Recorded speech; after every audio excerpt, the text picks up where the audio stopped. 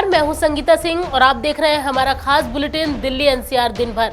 इस बुलेटिन में हम आपको दिखाएंगे दिल्ली एनसीआर से जुड़ी तमाम बड़ी खबरें, लेकिन उससे पहले एक नजर अब तक की सुर्खियों पर। दिल्ली में कोरोना के बढ़ते मामलों के बीच वीकेंड कर्फ्यू का दूसरा सप्ताह, जगह जगह चेकिंग जारी, सिर्फ जरूरी कामों की छूट। दिल्ली वालों पर कड़ाके की ठंड के साथ प्रदूषण की मार, बेहद खराब श्रेणी में पहुंचा दिल्ली का AQI। मौसम विभाग ने 18 और 19 जनवरी को बारिश की जताई संभावना। दिल्ली के नरेला में जूता फैक्ट्री में लगी भीषण आग, हादसे में लाखों का माल जलकर राख। दमकल की 14 गाड़ियों ने आग पर पाया काबू। 74वें सेना दिवस पर इंडियन आर्मी ने दिखाई अपनी ताकत। करियप्पा परेड मैदान में विशेष परेड का आयोजन, पहली बार दिखी नई कॉम्बैट यूनिफॉर्म की झलक, पीएम मोदी ने दी बधाई। नोएडा में एनकाउंटर के बाद शातिर स्नैचर को पुलिस ने किया गिरफ्तार, हथियार बरामद, सैकड़ों वारदातों को दे चुका है अंजाम। राजधानी दिल्ली में तमाम पाबंदियों के बाद भी कोरोना के मामलों में तेजी देखी जा रही है और इस बीच वीकेंड कर्फ्यू का दूसरा हफ्ता शुरू हो चुका है। इस दौरान जगह जगह दिल्ली में चेकिंग देखने को मिल रही है और सख्ती बढ़ा दी गई है। वहीं जो लोग कोरोना नियमों का पालन नहीं कर रहे हैं, उनका चालान काटा जा रहा है। देश की राजधानी दिल्ली में कोरोना वायरस के बढ़ते मामलों को देखते हुए शुक्रवार रात 10 बजे से 55 घंटे का वीकेंड कर्फ्यू लगा दिया गया है, जो सोमवार सुबह 5 बजे खत्म होगा। वीकेंड कर्फ्यू लागू होते ही पुलिस ने सड़क पर निकले लोगों से जांच पड़ताल और पूछताछ का सिलसिला तेज कर दिया। दिल्ली में सरकारी आदेश के तहत वीकेंड कर्फ्यू लागू किया गया है। वीकेंड कर्फ्यू का लगातार दूसरा सप्ताह है। शनिवार और रविवार को वीकेंड कर्फ्यू के दौरान क्या खुला रहेगा और क्या बंद रहेगा, इसके अलावा किसे छूट मिल रही है और किसे नहीं, चलिए बताते हैं। मेट्रो और बसें 100% क्षमता से चलेंगी। हालांकि इस दौरान 2 ट्रेनों के बीच फेरों के समय में 15 से 20 मिनट का अंतर रहेगा। आवश्यक सामान लाने के लिए गाड़ियों का आवागमन जारी रहेगा। इमरजेंसी सेवा में काम कर रहे अधिकारियों को आई कार्ड दिखाने पर कर्फ्यू से छूट मिलेगी। किसी भी परीक्षा देने जा रहे छात्र को एडमिट कार्ड दिखाने पर छूट मिलेगी। कोविड जांच के लिए जाने वाले लोगों को छूट मिलेगी। इलेक्ट्रॉनिक व प्रिंट मीडिया कर्मियों को छूट मिलेगी। एयरपोर्ट या रेलवे स्टेशन जाने वाले या वापस आने वाले लोगों को टिकट दिखाने पर छूट मिलेगी। शादी समारोह में शामिल होने वाले 20 व्यक्तियों को छूट मिलेगी। बता दें कि फिलहाल मेट्रो ट्रेनों में 100% क्षमता के साथ बैठने की अनुमति है, लेकिन सफर में खड़े रहने पर पाबंदी है। इसीलिए ट्रेनों और स्टेशनों में प्रवेश अत्यधिक प्रतिबंधित रहेगा। प्रत्येक कोच में केवल 50 यात्रियों की ही अनुमति है। ब्यूरो रिपोर्ट, नवोदय टाइम्स, नई दिल्ली। राजधानी दिल्ली में कड़ाके की ठंड के साथ ही यहां की हवा एक बार फिर जहरीली हो गई है। AQI बेहद ही खराब श्रेणी में पहुंच गया है। इसके अलावा मौसम विभाग ने 18 और 19 जनवरी को बारिश होने की संभावना जताई है, जिसके बाद ठंड और बढ़ने की आशंका जाहिर की जा रही है। दिल्ली एनसीआर में कड़ाके की ठंड के साथ ही हवा एक बार फिर जहरीली हो गई है। राजधानी में हवा की गुणवत्ता फिर से बहुत खराब श्रेणी में पहुंच गई है। वायु गुणवत्ता मौसम पूर्वानुमान और सफर इंडिया के अनुसार राजधानी दिल्ली में हवा की गुणवत्ता खराब स्थिति में बनी हुई है। बीते दिनों हुई लगातार बारिश के बाद दिल्ली वालों को प्रदूषण से थोड़ी राहत मिली थी, लेकिन अब फिर बढ़ती ठंड के बाद राजधानी में प्रदूषण से बुरा हाल है। राजधानी में आज AQI का ओवरऑल स्तर 339 है, जो कि बेहद खराब श्रेणी में माना जाता है। बता दें कि केंद्र सरकार की एजेंसी सफर के अनुसार बीते शुक्रवार को दिल्ली में वायु गुणवत्ता सूचकांक 390 था। वहीं नोएडा का AQI 315 रिकॉर्ड किया गया। उधर गुरुग्राम का AQI 305 दर्ज किया गया। दिल्ली से सटे NCR के दोनों शहरों का AQI भी बहुत खराब श्रेणी में ही दर्ज किया गया है। दरअसल दिल्ली NCR में वायु गुणवत्ता खराब होने का सिलसिला जारी है। वहीं मौसम विभाग की माने तो आने वाले दिनों में राजधानी में घने कोहरे के साथ भीषण ठंड पड़ेगी और प्रदूषण से भी निजात मिलती नहीं दिख रही है। इसके अलावा 18 और 19 जनवरी को दिल्ली NCR में हल्की बारिश हो सकती है। इसके बाद अगले हफ्ते से दिल्ली NCR में ठंड में कमी आने के आसार हैं। साथ ही प्रदूषण से भी थोड़ी राहत मिलने की उम्मीद जताई जा रही है। नवोदय टाइम्स के लिए संगीता सिंह की रिपोर्ट, दिल्ली।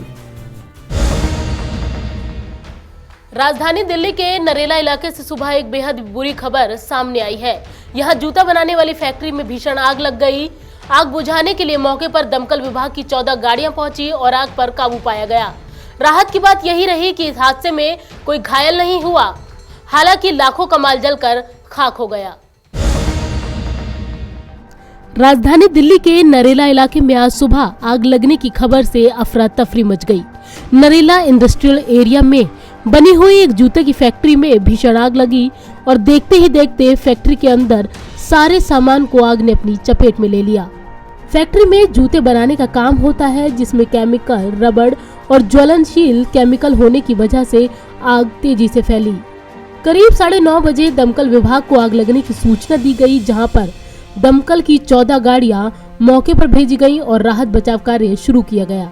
करमचंद राणा सेक्टर 16 से ये ऊपर जो प्लास्टिक दाना है ऊपर फ्लोर पे है और ज़्यादातर हमने आग को कंट्रोल में कर लिया है और जल्दी ही आग को खत्म किया जाएगा। फायर सर्विस की तरफ से कैटेगरी दी जाती है आग को, कौन सी कैटेगरी की आग इसको माना गया है? ये मैक्स 60 कैटेगरी है, जिसमें 10-15 गाड़ियाँ आ जाती हैं काम करने के लिए। किसी तरह को कैजुअलिटी की सूचना अभी तक आ रही है? अभी हमारे पास कोई कैजुअलिटी कोई सूचना नहीं है, काम कर।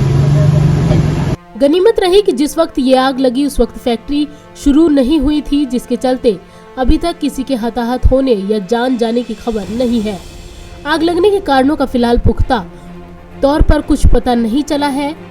दमकल विभाग ने प्राथमिकता के साथ आग पर काबू पाने का काम जारी रखा। उसके बाद आग पर काबू पाया गया। फिलहाल आग लगने की वजहों का कोई पता नहीं चल पाया है, लेकिन जांच की जा रही है ताकि इस हादसे में हुए नुकसान और आग लगने के कारणों का पता लगाया जा सके। हालांकि इस हादसे में लाखों का नुकसान होने का अनुमान लगाया जा रहा है। दिल्ली से अनिल कुमार के साथ संगीता सिंह की रिपोर्ट, नवोदय टाइम्स। देश भर में आज 74वां सेना दिवस मनाया जा रहा है। इस मौके पर ट्वीट कर पीएम मोदी ने जवानों को बधाई दी। वहीं दिल्ली के करियप्पा परेड मैदान में विशेष परेड का आयोजन किया गया। इस परेड में विशेष कॉम्बैट यूनिफॉर्म की झलक देखने को मिली। भारत में हर साल 15 जनवरी को भारतीय थल सेना दिवस मनाया जाता है। ऐसे में आज 74वां सेना दिवस मनाया जा रहा है। इस मौके पर दिल्ली के करियप्पा परेड मैदान में विशेष परेड का आयोजन किया गया। दिन की शुरुआत इंडिया गेट पर बनी अमर जवान ज्योति पर शहीदों को श्रद्धांजलि देने से हुई।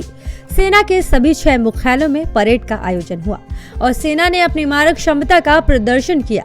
पहली बार पैरा कमांडो डिजिटल पैटर्न की नई कॉम्बैट ड्रेस में परेड देखने को मिली।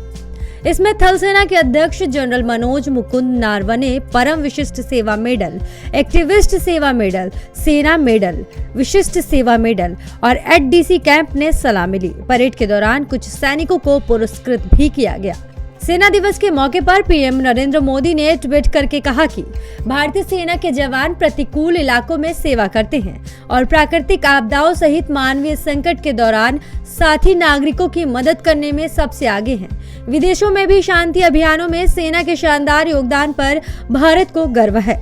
बता दें कि भारतीय सेना के फील्ड मार्शल कोंडडेरा एम करियप्पा के पहले भारतीय कमांडर इन चीफ बनने के एवज में हर साल 15 जनवरी को सेना दिवस मनाया जाता है।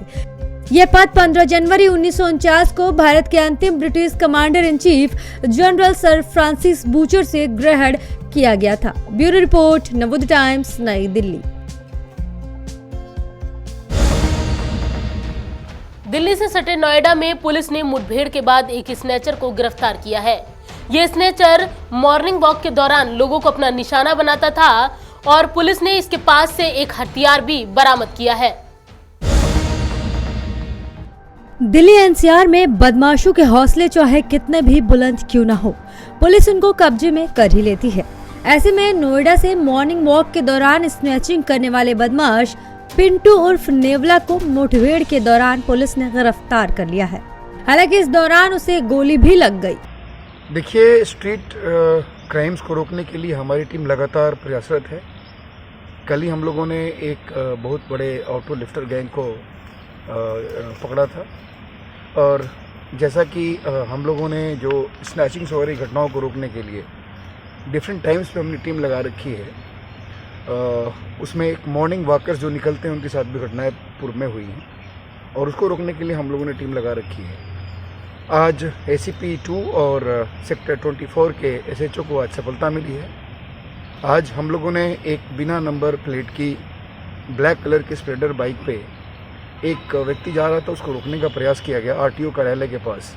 अभी से कुछ देर पहले 9:30 के आसपास की घटना है और वो रुका नहीं, भागा। हम लोग को डाउट लगा, हम लोगों ने चारों तरफ से घेराबंदी की। उसने हमारी टीम्स पर अटैक किया। जवाबी कार्रवाई में वो घायल हुआ है, उसको तत्काल हम लोगों ने हॉस्पिटल भिजवाया है। उसने पूछताछ में अपना नाम पिंटू उर्फ नेवला बताया है, जो मयूर विहार फेज 3 का रहने वाला है और इसके ऊपर लगभग 18-19 स्नैचिंग और बाइक चोरी के मुकदमे हैं और ये हमारे इस पूरे NCR क्षेत्र में, दिल्ली में, हमारे नोएडा में, गाजियाबाद में, चारों तरफ ये स्नैचिंग घटनाएं करता था। अभी हमारे यहाँ सेक्टर 58 और 24 से वांटेड भी था। इसके पोजीशन से एक बाइक बिना नंबर प्लेट की, उसकी जांच की जा रही है और एक तमंचा बरामद हुआ है, 2 मोबाइल भी बरामद हुआ है। इस मोबाइल के बारे में अभी जानकारी नहीं हुई है, छानबीन कर रहे हैं। बाकी इस गैंग में और इसके साथ जुड़े हुए कितने लोग हैं, इसके बारे में जानकारी जुटाई जा रही है। बता दें कि पिंटू दिल्ली NCR में स्नैचिंग के वारदातों को अंजाम देता था। इस पर पहले से दर्जनों मुकदमे दर्ज है। गिरफ्तारी के दौरान इसके पास से तमंचा, बाइक, कारतूस, लूटे हुए 2 मोबाइल फोन बरामद किए गए हैं। नोएडा से नवोदय टाइम्स के लिए प्रणव भारद्वाज की रिपोर्ट। हमारे इस खास बुलेटिन में फिलहाल इतना ही। बाकी खबरों के लिए जुड़े रहे हमारे साथ और देखते रहे नवोदय टाइम्स TV।